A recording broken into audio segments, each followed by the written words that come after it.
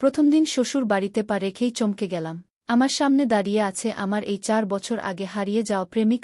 আমি থমকে দাঁড়ালাম। তন্ময় আমাকে দেখেও না দেখার ভান করে চলে গেল আমার সামনে থেকে। ওর ভালোবাসার স্মৃতি নিয়েই এত বছর ছিলাম আমি, কিন্তু ইদানিং আব্বু খুব বেশি অসুস্থ হওয়ায় উনার পছন্দ করা ছেলেকে বিয়ে করে উনাকে একটু শান্তি দিতে চেয়েছিলাম। কিন্তু আমি কি দেখলাম? তন্ময় এখানে কেন? বিটবিট করলাম। পিছন থেকে তিহান অর্থাৎ আমার স্বামী আমায় ডাক দিলেন। আমি পিছু ঘুরতেই উনি ইশারায় কিছু একটা দেখালেন, কিন্তু সেদিকে আমার দৃষ্টিগোচর হলো না। আমার চোখ ঝাপসা হয়ে আসছে। আমি বসে পড়লাম পাশে থাকা আলিশান সোফায়। এভাবে হঠাৎ করে বসে পড়াতে আমার শ্বশুরসহ বাড়ির সবাই উত্তেজিত হয়ে পড়লেন। শাশুড়িমা এগিয়ে এসে জিজ্ঞেস করলেন, বৌমা তোমার শরীরটা কি খারাপ লাগছে? আমি মাথা নেড়ে হ্যাঁ সূচক জবাব দিলাম। আমাকে তাড়াতাড়ি তিহানের ঘরে নিয়ে যাওয়া হলো। বিশাল এক রুম, চারপাশের বইয়ের শেলফ। লোকটা নিশ্চয়ই বই খাদক আমার ননদ। তিনি আমায় বেডের উপর বসিয়ে দিয়ে বেরিয়ে গেল রুম থেকে। এমন সময় তন্ময়ের উপস্থিতি টের পাই। আমি বেড থেকে নেমে এসে দরজার সামনে উকি দেই না। তন্ময় নেই। তাহলে আমার কেন মনে হলো তন্ময় এখানেই আছে? তন্ময়কে দেখতে না পেয়ে আবার চুপচাপ বেডের দিকে পা বাড়ালাম। দরজার আড়াল থেকে হুট করে কেউ একজন আমায় হ্যাচকা টানে তার দিকে টেনে নিল। আমি আকস্মিক এমন ঘটনায় ঘাবড়ে গিয়ে চোখ বন্ধ করে ফেললাম। মিনিট ২-১ পরে চোখ খুলে আরও বেশি চমকালাম। আমার হাত পা থরথর করে কাঁপছে। মেরুদণ্ড দিয়ে কোনো শীতল কিছু বয়ে গেল। কাপা গলায় বললাম, তুই? তন্ময় বাঁকা হেসে বল, বিয়ে করে দিব্য শ্বশুর বাড়ি চলে এলি, আমার কথা একবারও ভাবলি না? মৃদু, আমার প্রতি তোর ভালোবাসাটা কি এতটাই ঠুনকো ছিল? আমি অনেক কষ্টে আমার কান্নাটা আটকালাম। সেগুলো গলায় দলা পাকিয়ে রইল করা গলায় বললাম, সিরিয়াসলি তন্ময়, আমার ভালোবাসা ঠুনকো ছিল আর তোর ভালোবাসা বুঝি খুব মজবুত ছিল? তাহলে ৪ বছর আগে আমাকে একা ফেলে রেখে ওভাবে কাপুরুষের মতো পালিয়ে গিয়েছিলি কেন? তারপর থেকে একবারের জন্য তো আমার খোঁজ নেওয়ার চেষ্টা করিসনি।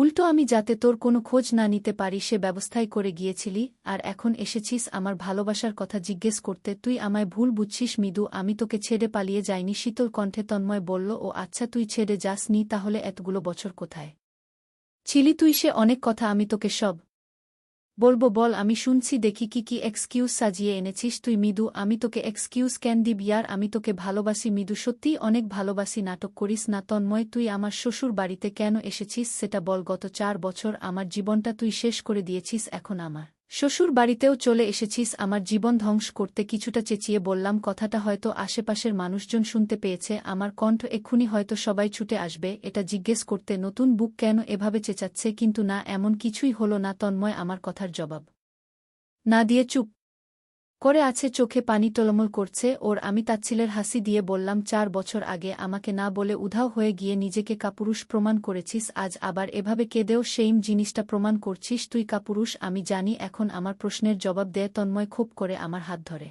ফেল। আমি ওর হাত থেকে এক ঝটকায় আমার হাত ছাড়িয়ে একটা চড় বসিয়ে দিলাম ওর গালে। তন্ময় আমার এমন রূপে অভ্যস্ত নয়, তাই অবাক দৃষ্টিতে তাকালো আমার দিকে। আমি চড় মেরেও ক্ষান্ত হয়নি। উঁচু গলায় বললাম, তোর সাহস কি করে হয় আমাকে স্পর্শ করার? আমি এখন বিবাহিত। তন্ময়, ভুলে যাস না এটা। আর তুই আমার শ্বশুর বাড়িতেই দাঁড়িয়ে আছিস। তন্ময় এবার মুখ খুল ঝাঁঝালো কণ্ঠে বল, হ্যাঁ জানি আমি, এটা তোর শ্বশুর বাড়ি, কিন্তু সেই সাথে এটা আমারও বাড়ি। তন্ময়ের কথা শুনে আমি বিস্মিত হলাম। ওর থেকে দুকদম পিছিয়ে গেলাম। অবাক কণ্ঠে বললাম, কি? হ্যাঁ, তোর স্বামীর একমাত্র ছোট ভাই। আমি ওর কথাগুলো শুনে আমি নতুন করে আবারও অবাক হচ্ছি। কি বলছে ও? তিহানের ছোট ভাই? তাহলে ওকে বিয়েতে দেখলাম না কেন? এখন আবার নতুন করে কথা বানাচ্ছিস তুই, তাই না? তিহানের ভাই তুই? তাহলে এতদিনে তোকে একবারও দেখলাম না কেন? তন্ময় হাসল, বল, দেখবি কি করে? তোর স্বামী তো আমাকে ৪ বছর আগে দেশের বাইরে পাঠিয়ে দিয়েছে। তোর দিকে ওর নজর ছিল, তাই আমাকে তোর থেকে দূরে সরিয়ে দিয়েছে। তন্ময় মুখ সামলে কথা বলে, তুই উনার নামে যে অভিযোগগুলো আনছিস এগুলোর প্রমাণ আছে তোর কাছে? রাগী কণ্ঠে জিজ্ঞেস করলাম। মৃদু, আমার কথাগুলো সত্যি প্রমাণ করার জন্য তোকে প্রমাণও দেখাতে হবে? এতটা অবিশ্বাসের পাত্র হয়ে গেছি আমি তোর কাছে, তোকে বিশ্বাস করার কোনো কারণ আর নেই এখন। আর তুই আমার স্বামীর নামে অভিযোগ তুলেছিস, তোকে প্রমাণ করতেই হবে। এগুলো সব সত্যি না হলে আমার থেকে খারাপ আর কেউ হবে না, ঠিক আছে? দেব প্রমাণ।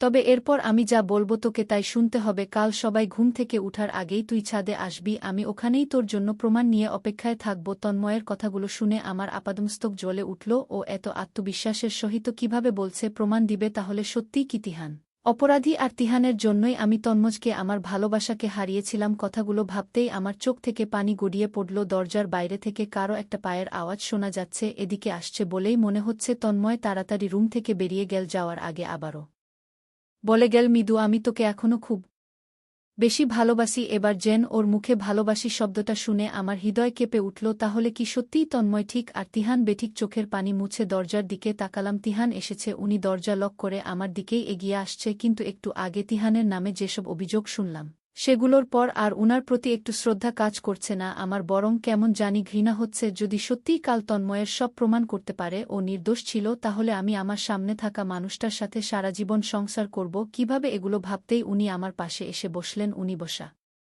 মাত্রই আমি খানিকটা সরে গিয়ে বসলাম। উনি একটা রিং হাতে নিয়ে আমার হাতে পুড়িয়ে দিতে চাইলে আমি মৃদুস্বরে বললাম, এটা আজ থাকুক, অন্যদিন দিয়েন না হয়। আমার কথা শুনে উনি আমার দিকে তাকালেন। উনার সাথে চোখাচোখি হতেই কেমন অদ্ভুত শিহরণ বয়ে গেল আমার সারা শরীরে। মানুষটার চোখে অদ্ভুত এক মায়া রয়েছে যা আমাকে বিশ্বাস করতে দিচ্ছে না উনি দোষী। কিন্তু তন্ময়ের কথাগুলো তো এর বিপরীত। কাল সকালেই আমার কাছে সবটা পরিষ্কার হয়ে যাবে ভেবে একটা দীর্ঘশ্বাস ছাড়লাম। উনি হয়তো আমার দীর্ঘশ্বাসের শব্দটা শুনতে পেলেন। হাতের রিংটা রেখে দিয়ে বললেন, তোমাকে ভীষণ ক্লান্ত দেখাচ্ছে।